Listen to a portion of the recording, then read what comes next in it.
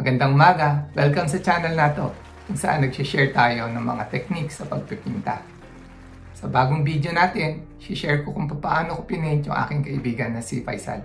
Halika, simulan na natin!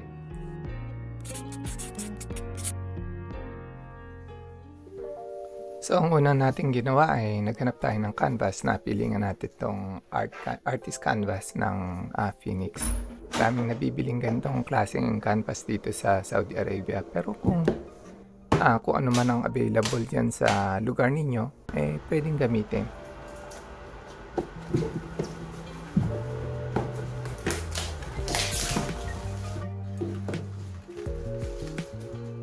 Sa pag-prepare ng canvas, naglagay tayo ng 2 layer ng acrylic gesso. So, bawat layer, pinapatuyo natin to, tapos nililiha.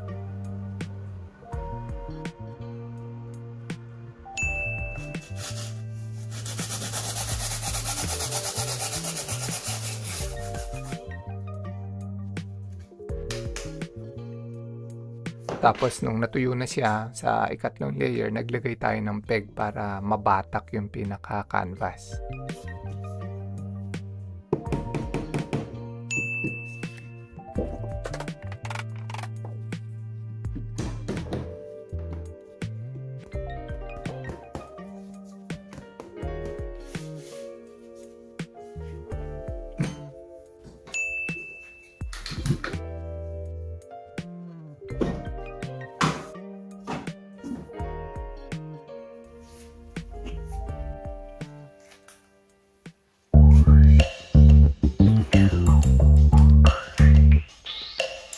Nung handa na yung canvas, sinimulan natin ang pag-sketch naman gamit ay lapis lang.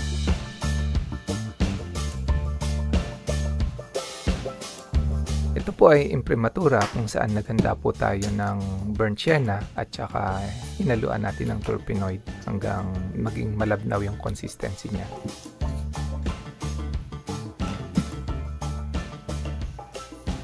Tapos ipinahid natin sa ating sketch. Ngayon, bago matuyo, pinunasan natin yung lahat ng light area kung saan maliwanag dapat. Pagkatuyo, ni-reinforce natin yung sketch gamit naman ang burnt umber.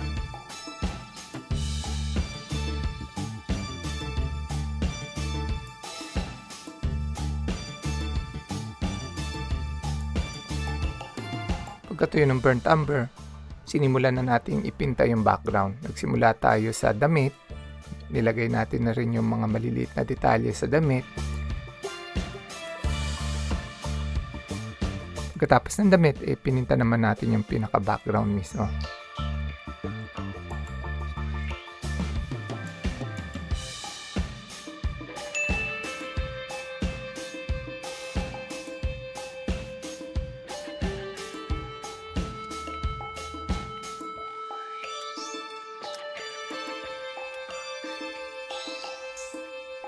Pagkatapos ng background, pininta naman natin yung pinakabuhok.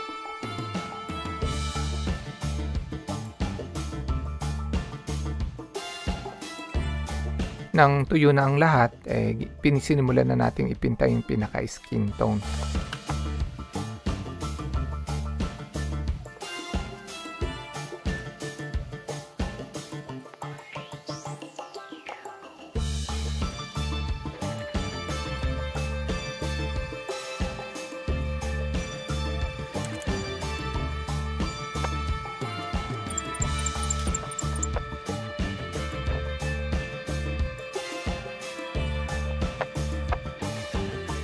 Sa pagkatuyo ng skin tone, dito pa lang tayo nagsimulang maglagay ng detalye. So tandaan ninyo, huli nating inilalagay ang detalye. Huwag ninyo ilalagay yung detalye sa simula pa lang.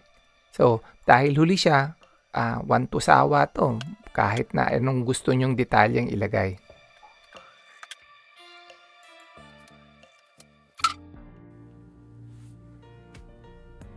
So, yan po yung pinaka-final painting. Naibigay na rin po natin kay Faisal yan. Nilagay din po natin to sa frame. Tayong gumawa nun, kaso nakalimutan natin i-video. Share na lang po natin sa susunod na video. So sana meron kayong natutunan sa maikling video to. Salamat sa panonood. Kita-kita tayo ulit sa susunod na video. Paalam!